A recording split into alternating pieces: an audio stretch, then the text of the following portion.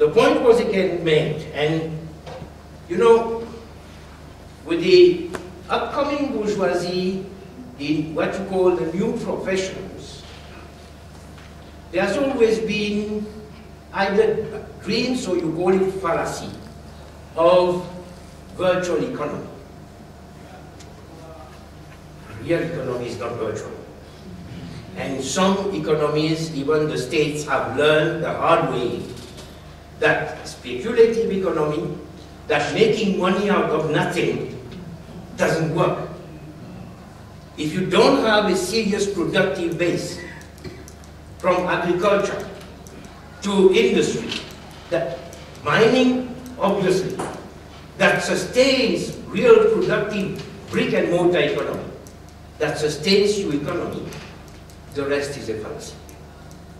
Mauritius has kept, one after the other, we've kept what we've built, and manufacturing in Mauritius is 22%, and we're still working to drive it to 25%. Right? Now let me tell you a few things about manufacturing and in Mauritius. I said we don't have resources, true. We have people. Let me tell you what we've done. You produce diamonds. The South African tourists that come to Mauritius buy cut diamonds in Mauritius. And they do so because they tell us that we are more competitive in the type of diamond, price, and quality. If you ask a Mauritian, how does a diamond mine look, how does rough diamond look, he doesn't know, I don't know. But we've become extremely skilled at using natural resources from somewhere. Diamonds from here, cotton from Zimbabwe, cotton from Zambia, from Togo, we produce garments. Wool from somewhere, maybe from Australia, we don't know, right? That we produce pullovers. We've used resources from elsewhere. Resources in itself is good if you have it. Sometimes, as many have said, it could be a curse because you think have so many resources so I'm damn rich. But at the end of the day, it's what you do with it, how much value you produce, and that interaction between people and resources that determines whether a country can grow rich or not, or whether a country's economy stands to the vagaries of commodity prices on the world market. So, ladies and gentlemen and friends, I'm not going to dwell on the whole chapter that I wrote and different aspects that explains why is it that we managed to make it in Mauritius, but simply to drive home those few messages, the capital importance of your human capital.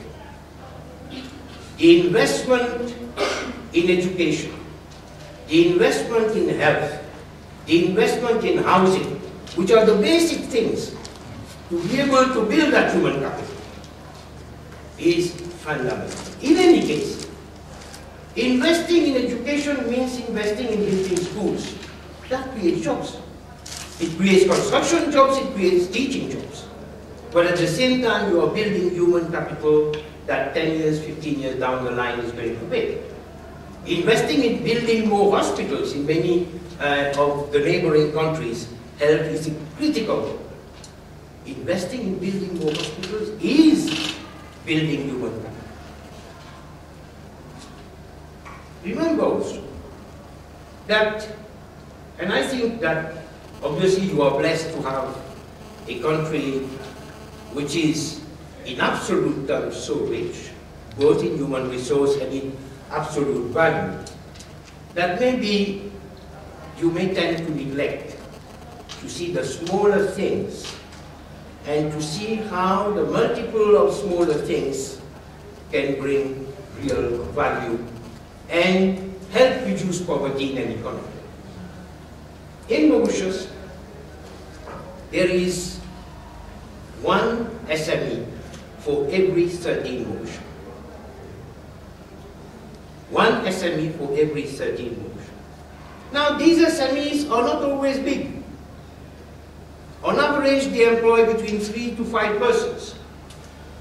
But, one, they provided a job, 3 jobs or 5 jobs.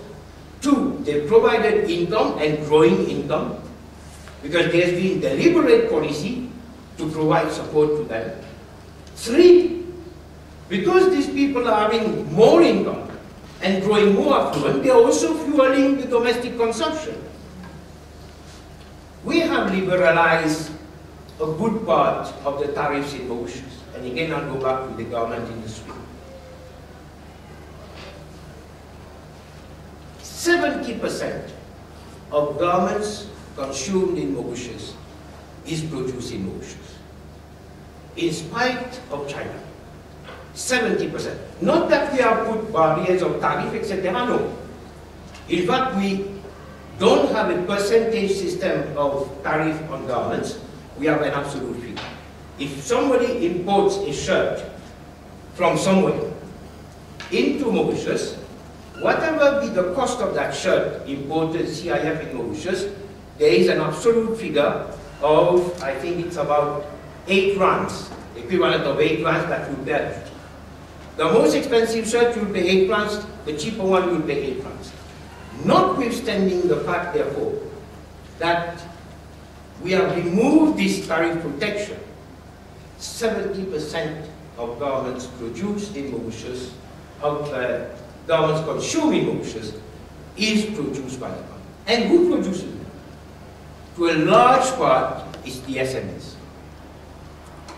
So SMEs then supports the economy, gives job, and growing affluence. Similarly, we have never neglected our agricultural. The necessity to look at ways and means and strategies to make sure that there is growing income from agricultural work, whether it's labor or small farming, is critical. After all, in the whole of SADC, 118 million out of the 260 million live out of agriculture. So if you want to reduce poverty, you cannot turn away from finding the ways and means for improved production, improved productivity, transformation of the agricultural economy. I've heard something which I hope is not true. You'll correct me.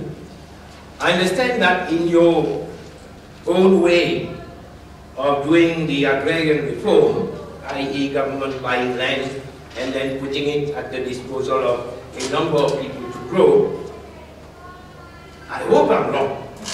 I understand that the land that they are getting to do agricultural production cannot be used as a collateral for obtaining finance from banks.